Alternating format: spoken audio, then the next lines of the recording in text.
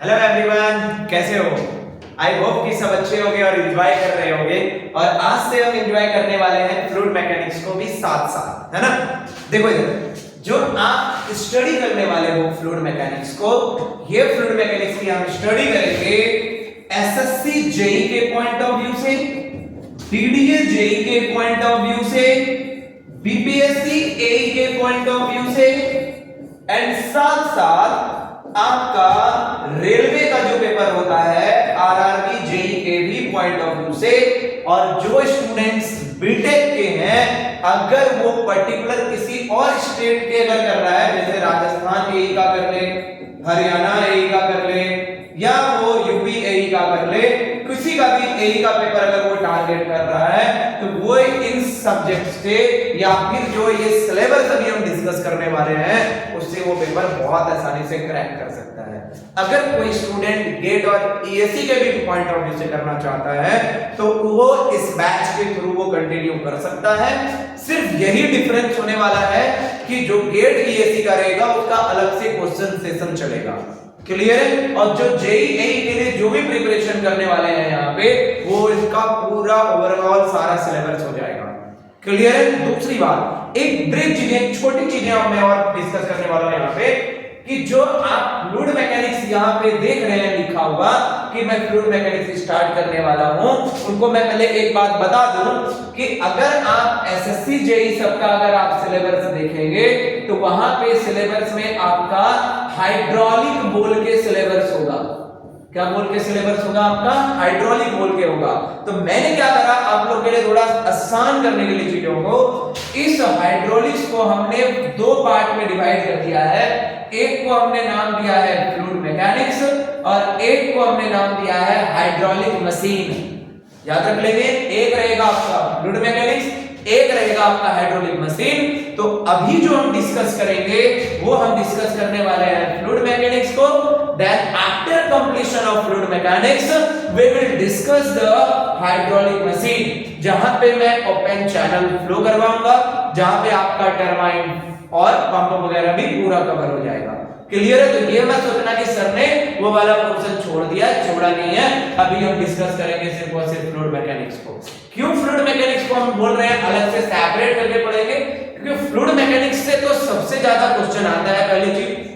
दूसरी चीज, fluid mechanics का ही सिलेबस इतना थोड़ा लंबा खिंच जाएगा कि अगर आप इसी में हाइड्रोलिक को ऐड कर देंगे ना तो फिर हो जाओगे आप बोर, है ना। तो मैंने चाहता आप बोर हो जाओ, इस वजह से आपका एफएम अलग कर दिया हूं और एचएम अलग कर दिया हूं, ताकि आप दोनों पे अलग अलग कंसंट्रेट करके बहुत अच्छे से मेहनत कर पाओ। क्लियर है? अभी अगर आप रिसेंटली अगर पेपर का अगर आप ट्रेंड देखेंगे तो फ्लूइड मैकेनिक्स और हाइड्रोलिक्स से अच्छे खासे क्वेश्चन आते हैं, अच्छा खासा वेटेज है इसका। तो इस सब्जेक्ट्स को आप एलिमिनेट नहीं कर सकते, नेग्लेक्ट नहीं कर सकते, इसको आपको बहुत अच्छा पकड़ बनाना पड़ेगा इन चीजों पे। क्लियर है? तो आओ थोड़ा पहले कुछ बेसिक्स बातें पहले क्लियर करें, देन आफ्टर फिर हम नेक्स्ट क्लास सबसे जब डिस्कस करेंगे बहुत क्लियरली चीजों को पढ़ेंगे। क्लियर है? आइए थोड़ा बेसिक एक बार इंट्रो टाइप की कुछ चीजें सीखते हैं। क्या है वो हमारा चीजें, आइए देखते हैं। सर अभी आप पढ़ाने वाले हो फ्लूइड मैकेनिक्स, तो जो हमारा फ्लूइड मैकेनिक्स है यही आपको दिख रहा है कि ये दो वर्ड से मिलके बना है। पहला है आपका fluid, second one is your mechanics. तो पहला आपका क्वेश्चन यही अराइज होता है कि सर हमारा फ्लूइड क्या है, सर हमारा मैकेनिक्स क्या है। ऑब्वियस सी बात है, बेसिक से जीरो से पढ़ेंगे। अगर आपको ये लगता है कि मेरा बेसिक्स बहुत कमजोर है, फाउंडेशंस की जरूरत है, तो वो इस मैथ से आप कवर कर सकते हो। आपको फील हो जाएगा कि सर ने एकदम जीरो से लेके आगे की ओर हमें बढ़ा के करवाया है। क्लियर है? आओ देखते हैं एक एक करके क्या चीजें हैं। तो आप पहले हेडिंग करेंगे फ्लूइड। देखो इधर थोड़ा ध्यान से, फ्लूइड का जब आप डेफिनेशन देखेंगे आप चीजों को बुक वगैरह में, तो वहां पे ऐसे लिखा होगा which is capable to flow, which is capable to flow, जो हमारा फ्लो हो सके, बह सके, वही आपका फ्लूइड कहलाता है, under the action of shear stress और शियर फोर्स। बट ये सब बकवास डेफिनेशन है, ये सब डीप में इतना बेकार अपने को जाने की कोई जरूरत नहीं है। क्लियर है? आज के बाद अगर आपसे कोई पूछे व्हाट इज फ्लूइड, तो देखो इतना बात तो क्लियर है कि सर फ्लूइड कहलाता है which is capable to flow. तो सर फ्लो तो हमारा लिक्विड भी हो सकता है, फ्लो तो हमारा गैस भी हो सकता है। तो आज के बाद अगर कोई पूछे आपसे फ्लूइड क्या है तो आप क्या बोलोगे? It is the combination of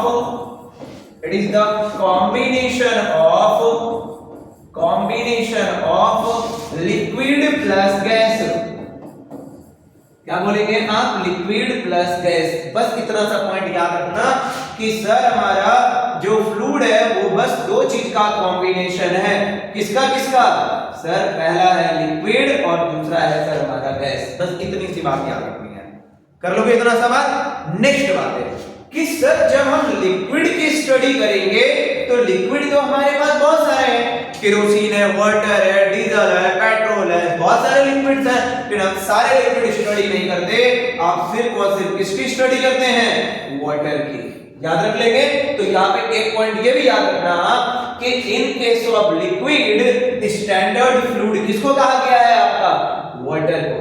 और जब आप गैस की स्टडी करेंगे तो गैस भी तो बहुत सारे होंगे, बट यहाँ पे सिर्फ और सिर्फ स्टडी आप किसका करने वाले हैं? सिर्फ और सिर्फ आप स्टडी करने वाले हैं एयर के बारे में। अंडरस्टूड है यहाँ तक?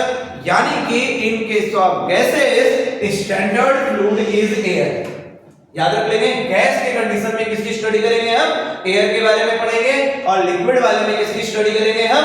वाटर के बारे में स्टडी करेंगे। क्लियर है? एक और बात, जो वाटर है, जो लिक्विड है, वो अपने को पता है कि वो होता है हमारा इनकॉम्प्रेसिबल। कैसा होता है हमारा? इनकॉम्प्रेसिबल। और जो गैसेस होता है ये होता है आपका कॉम्प्रेसिबल। हाँ सर, ये अभी जस्ट थोड़ा लॉजिक से बता देता हूं कि अपने को पता है लिक्विड है, लिक्विड दबता नहीं है ना, नहीं दब रहा है, यानी सर वो इनकॉम्प्रेसिबल। जो गैस होता है सर वो दब जाता है, कॉम्प्रेस हो जाता है, तो सर वो कॉम्प्रेसिबल। लेकिन रुको, ये सिर्फ एक लॉजिक से भी आपने बोला है कि सर गैस दब जाता है कॉम्प्रेसिबल है और लिक्विड नहीं दबता है वो इनकॉम्प्रेसिबल है। ये आपका जस्ट एक लॉजिक, एक सेंस है। लेकिन सेंस साइंस जो है हमारा वो प्रूफ मांगता है। तो प्रूफ क्या है इसकी भी डिस्कस करेंगे बहुत अच्छे से डीप में जाके, जब हम यहाँ पे चैप्टर्स डिस्कस करेंगे एफएम के काइनेमैटिक्स ऑफ फ्लूइड को। वहां पे बहुत अच्छे से जानेंगे what is incompressible and what is compressible. Clear है? बट लॉजिक से भी बस याद रख लो आप थोड़ी देर के लिए कि जो वाटर है, जो लिक्विड है, वो इनकॉम्प्रेसिबल होते हैं और जो गैसेस है, जो एयर है, वो हमारे कॉम्प्रेसिबल होते हैं। याद हो गया? इतना सा बेसिक बात related to fluid only. Clear है? What is fluid?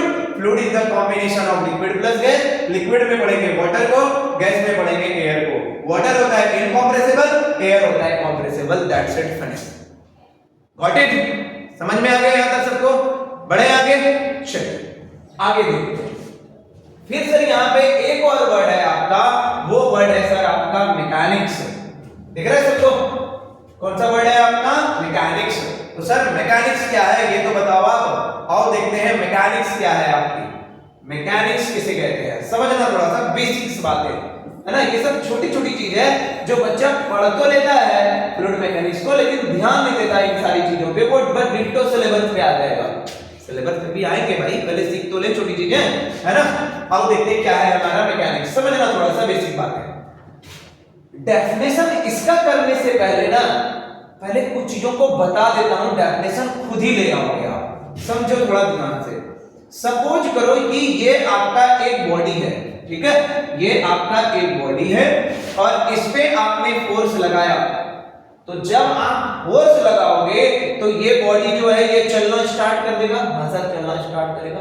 और चलना अगर स्टार्ट करेगा दैट मींस पोजीशन जो है हमारा बॉडी का वो चेंज हो जाएगा। हाँ सर, पोजीशन चेंज हो जाएगा। और पोजीशन सर अगर इसका बदलेगा तो इसका जो वेलोसिटी है, इसका जो वेग है, वो सब भी सर बदल जाएगा। सही बात है सर। अगर इसका एक्सीलरेशन भी बदल जाएगा, अगर वेलोसिटी बदलेगा तो। हाँ सर, सही बात। अगर मान लो यही बॉडी है आपका और इस बॉडी को यहां पे मैं फिक्स कर दूं और फिर फोर्स लगाऊं, अगर इसका मतलब क्या हुआ सर, अगर इधर फिक्स कर दिया तो फोर्स लगाओगे तो ये बॉडी आगे नहीं बढ़ेगा, है ना। दीवार के पास कोई बॉडी ले आते हैं, आप धक्का मारते हैं, क्या कभी वो आगे बढ़ेगा?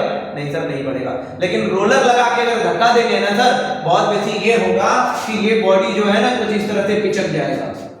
हाँ सर, दैट मींस इसका क्या चेंज हो गया आपका? सर इसका साइज चेंज हो गया। क्या चेंज हो गया? इसका साइज चेंज हो गया। अंडरस्टूड है यहां तक? हाँ सर। अगर हमारा यही बॉडी है और इस बॉडी को अगर मान लो यहां पे मैं फिक्स कर दूं और फिर अगर यहां पे फोर्स लगाऊंगा तो फिर सर ये बॉडी जो है ये कुछ इस तरह से चेंज आ जाएगी इसमें। अगर ये चेंजिंग आ रहा है दैट मीन सर इसका शेप चेंज हो गया। तो अल्टीमेटली क्या बताना चाह रहा हूं मैं वो समझो कि बॉडी को आप इस पोजीशन पे रखें या इस पोजीशन पे रखें या इस पोजीशन पे रखें या आप किसी भी पोजीशन पे रखें, बॉडी पे अगर आप फोर्स अप्लाई करते हैं तो उसमें कुछ ना कुछ चेंजिंग जरूर आएगा। मानते हो इस बात को? और अगर कुछ भी चेंजिंग आता है तो वही साइंस वही विज्ञान आपका मैकेनिक्स कहलाता है। याद हो गया? एकदम अपनी लैंग्वेज में रखने की बिल्कुल जरूरत नहीं है। क्या बोला हमने कि बॉडी कुछ भी हो, बॉडी की पोजीशन कुछ भी हो, अगर उस पे कोई एक एक्सटर्नल फोर्स लगेगा तो उसमें कुछ ना कुछ चेंजिंग आएगा और जो भी चेंजिंग आएगा वही साइंस क्या कहलाता है आपका? मैकेनिक्स। याद हो गया? अपनी लैंग्वेज में डिट्टो लिख देता हूं। Effect of external force, effect of external force on any body is called mechanics, याद हो गया एकदम अपनी लैंग्वेज में कि कोई भी बॉडी है उस पर एक्सटर्नल फोर्स लगाएंगे तो कुछ ना कुछ इफेक्ट आएगा और जो इफेक्ट आएगा सर वही हमारा मैकेनिक्स हो गया। अंडरस्टूड है? इतना सा अपनी लैंग्वेज ना अपनी लैंग्वेज करके देखना है। क्लियर है? हाँ सर। मैकेनिक्स अगर क्लियर है ना आपके दोस्त, फिर आपको ये बात पता होना चाहिए कि सर मैकेनिक्स कितने तरह के होते हैं, है ना? मैकेनिक्स कितने तरह के होते हैं आओ देखते हैं थोड़ा सा। हेडिंग करो आप types of mechanics, types of mechanics, types of mechanics. देखिए ध्यान से थोड़ा सुनिएगा, केयरफुली जो बोल रहा हूं मैं। टाइप्स ऑफ मैकेनिक्स क्या है?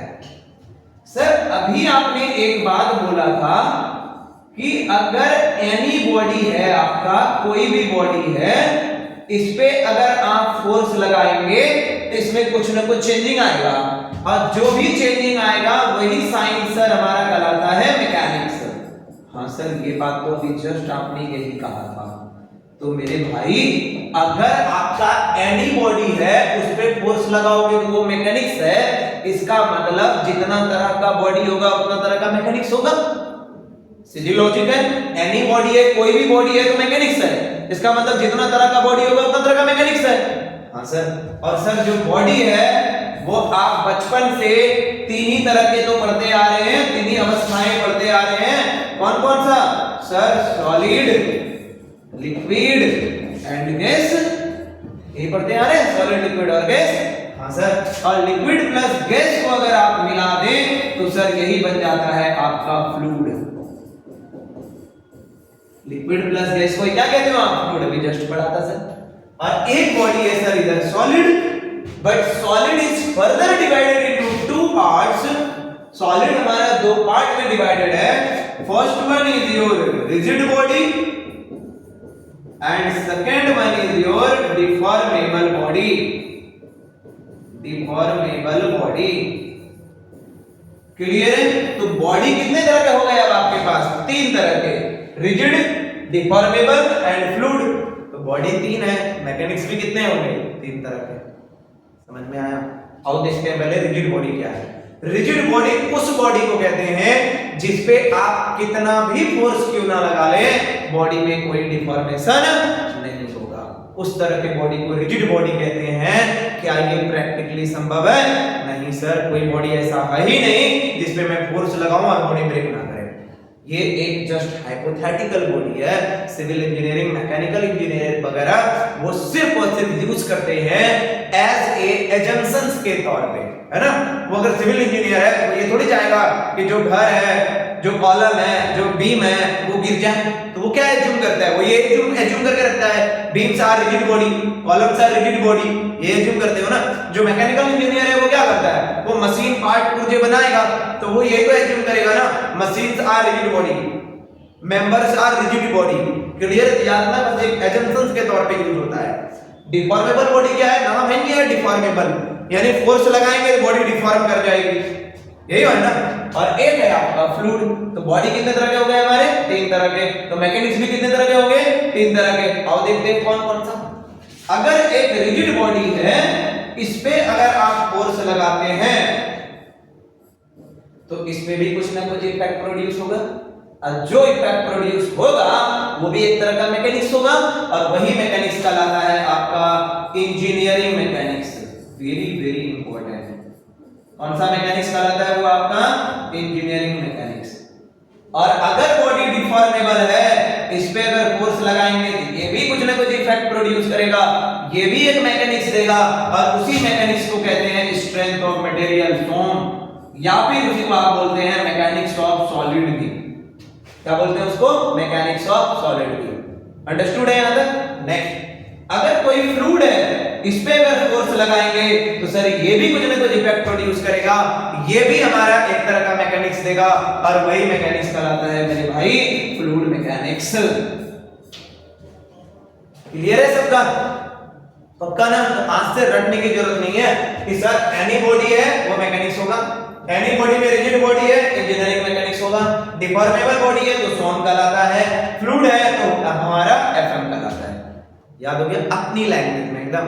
Effect of external forces on any body is called mechanics, effect of external forces on rigid body is called engineering mechanics, effect of external forces on deformable body is SOM, and effect of external forces on fluid is your FM. याद हो गया होगा, I think basic सबका clear है यहां तक, understood है यहां तक। बढ़े आगे, पक्का। चलिए आगे बढ़ते हैं। तो ये कुछ बेसिक टर्म थे जो एज ए स्टूडेंट हम सबको पता होना चाहिए था। क्लियर है। फ्लूइड मैकेनिक्स पढ़ने वाला क्वेश्चन ये भाई फ्लूइड क्या है, मैकेनिक्स क्या है, तो आई थिंक वो सारा क्लियर हो गया होगा आपका। बढ़े आगे, आइए। तो अगर अब आपका बेसिक्स क्लियर है तो यहाँ पे फर्स्ट क्वेश्चन राइट होगा अब कि सर जो हम पढ़ने वाले हैं वो क्या पढ़ने वाले हैं फ्लूइड मैकेनिक्स में। क्लियर है। तो आपका अगला टर्म यहाँ पे होना चाहिए कि जो हम सिलेबस कवर करेंगे फ्लूइड मैकेनिक्स में वो क्या रहेगा, है ना। और ये सिलेबस कैसे हमारा एसएससी जेईई को भी कवर करेगा, आरआरबी जेईई को कवर करेगा, डीडीए को कवर करेगा, बीपीएससी को कैसे कवर करेगा, अदर स्टेट के एई को कैसे कवर करेगा, अब आपको खुद दिख जाएगा, क्योंकि यहाँ पे मैं वो सारी चीज मेंशन करने वाला हूं जहां पे आपके सारे पेपर कवर हो। क्लियर है। आओ एक एक करके देखते हैं। जब आप सिलेबस देखते हैं फ्लूइड मैकेनिक्स का तो आपका पहला जो चैप्टर आता है वो चैप्टर आता है आपका फ्लूइड प्रॉपर्टीज। कौन आता है आपका फ्लूइड प्रॉपर्टीज। क्लियर है। और यहीं से आपका एसएससी जेईई का सबसे ज्यादा क्वेश्चन पूछता है, समझ में, सबसे ज्यादा क्वेश्चन यहीं से आता है एसएससी जेईई का।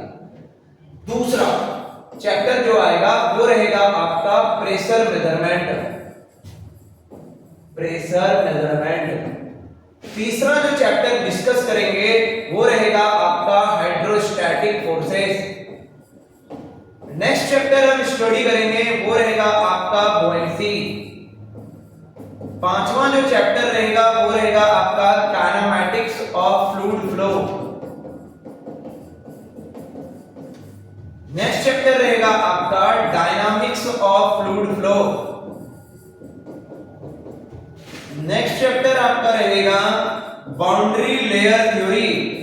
ये इसीलिए लिखा दे रहा हूं ताकि आगे आप ये ना कहो कि सर आपने कुछ छोड़ दिया अगर कुछ बीच में रह गया तो, ठीक है, धोखा तो नहीं दे रहे हो सर आप, उसके लिए पहले से डाल देता हूं। फिर हम पढ़ेंगे फ्लो थ्रू पाइप, जहां पे आप लॉसेस की स्टडी करेंगे। फिर हम स्टडी करेंगे laminar flow through pipe, laminar flow through pipe. फिर आप स्टडी करोगे turbulent flow through pipe, turbulent flow through pipe. फिर आप स्टडी करेंगे डायमेंशनल एनालिसिस। फिर आप स्टडी करेंगे लास्ट चैप्टर जो एफएम का है वो है आपका नोच एंड वियर। 12 चैप्टर लिखा रहा हूं मेरे दोस्त। आज घर जाके घर पे बैठ के आप बस एसएससी का सिलेबस चेक करना, इनमें से आपको 5 से 6 चैप्टर मिलेंगे हाइड्रोलिक में हार्डली। कि मैंने 12 चैप्टर लिखा है, क्यों लिखाया? क्योंकि अगर बच्चा कोई भी अदर जेईई का पेपर देने जाए तो उसको उस दिन ये ना लगे कि यार हमारा ना ये छूट गया, ये चीजें हमने नहीं करा और मनीमन निक्की सर को गाली दो आप। क्लियर है यहाँ तक? तो वो चीजें मिस नहीं होनी चाहिए आपका, इसलिए हमने ये सारा का सारा सिलेबस लिख दिया है ताकि आप किसी भी एग्जाम में बैठेंगे तो वो क्वेश्चंस बनेगा एफएम का। क्लियर है यहाँ तक? जो चीजें इसमें नहीं और मेंशन है वो सारा चीज आपका हाइड्रोलिक में आने वाला है। क्लियर है? जब ओसीएम वगैरह स्टडी करेंगे, टरबाइन पंप पढ़ेंगे तो वहां पे सारा चीज आपका खुद ब खुद आ जाएगा, है ना। एक चीज और मैं यहाँ पे आपको बोल देता हूं कि जो आपका एसएससी जेईई प्री के पॉइंट ऑफ व्यू से, इसके पॉइंट ऑफ व्यू से, प्री के पॉइंट ऑफ व्यू से इंपॉर्टेंट चैप्टर वो है fluid properties, kinematics of fluid flow and dimensional analysis. In 3 chapters को और एक ले लो तो लैमिनार फ्लो को, आप इन चीजों पे सबसे ज्यादा तवज्जो देंगे। भाई पढ़ना तो सब है ना, लेकिन ज्यादा तवज्जो यानी अगर आप एज ए स्टूडेंट रिवाइज करना चाहते हैं चीजों को तो इन चीजों पे आप बहुत अच्छे से प्रैक्टिस करेंगे। क्लियर है यहाँ तक? तो जो नेक्स्ट डे से अपने लोग मिलने वाले हैं ना, वो हम बहुत बेहतरीन तरीके से फ्लूइड प्रॉपर्टीज करेंगे। यहाँ पे ट्रिक बताऊंगा, ट्रिक कि कैसे आप प्रॉपर्टीज के जल्दी जल्दी क्वेश्चन से लगाओगे। सिर्फ डेफिनेशन से नहीं, डेफिनेशन किसी काम के नहीं है, क्वेश्चन छूट जाएंगे आपके, है ना, अगर आपने डिप्लोमा बीटेक कर रखा है तो इसके लिए ट्रिक बताऊंगा चीजों को पहचानने के लिए। और प्रॉपर्टीज भी जब हम डीप में आगे चलेंगे, सिलेबस को बढ़ाएंगे तो वहां पे भी बहुत अच्छे से तरीके से अपने को चीजों को देखेंगे। क्लियर है? तो जितने भी स्टूडेंट्स हैं जो भी आपके कांटेक्ट में हैं, सारे स्टूडेंट्स को आप बहुत जल्दी से इन्फॉर्म कर दीजिए कि आपका हैशटैग फोरम पे, जैसा कि आपको यहाँ पे दिख रहा होगा, आप हैशटैग फोरम पे अभी आपका सारा सिलेबस कवर होने वाला है। ठीक है? तो जो भी ऑनलाइन सभी जुड़ेंगे जल्दी से बैच को ज्वाइन कर लीजिए, क्योंकि देखिए समय आपके पास नहीं है, समय खत्म होते जा रहा है। एसएससी जेईई के लिए भी समय अब नहीं है, बहुत ज्यादा अक्टूबर में पेपर होने वाला है, तो अभी से आप करेंगे तो आपके पास समय रहेगा, आप बहुत अच्छे से सिलेबस कर लेंगे। डीडीए के लिए मेनली अभी आप कंसंट्रेट अगर कर रहे हैं, क्योंकि अच्छी खासी वैकेंसी सिविल इंजीनियरिंग के लिए है, मैकेनिकल के लिए भी सही वैकेंसी है, तो आप इन चीजों पे थोड़ा वर्क कीजिए और बहुत अच्छे से आपका चीजें हो जाएगा यहाँ से। ठीक है ना? सारे स्टूडेंट्स को बोलिए आप बहुत जल्दी जल्दी इसमें ज्वाइन करने को, सबसे चैनल को भी सब्सक्राइब करवा लेना आपका। और जैसे ही अभी आपका नेक्स्ट क्लास होगा, वहां से आपका जो ये फर्स्ट चैप्टर था kinematics of fluid properties, kinematics वाला में आपका प्रॉपर्टीज वाला ये पूरा कवर होगा। क्लियर है? चलिए मिलते हैं नेक्स्ट डे, तब के लिए थैंक यू।